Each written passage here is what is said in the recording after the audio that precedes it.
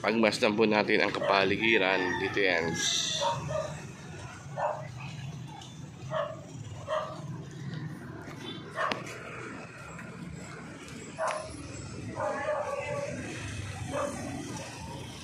Nasaan na siya na tao?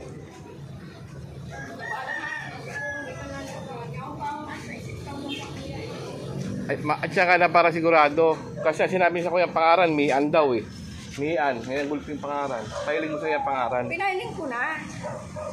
Parang isa transaction, 1,000 lang si Nao. Pinailing mo na sa iya? Pinagturan niya. Munyan? Ang kaso, di pa ko napapawasan. Ibig sabihin niya ako sa baba. Munyan. Madali na. Akala na isa na. Munyan, pagbaba mo. Ha? O di mayo kasi na, dilisin mo na. Napailing mo na pala eh. 10,000 yan eh.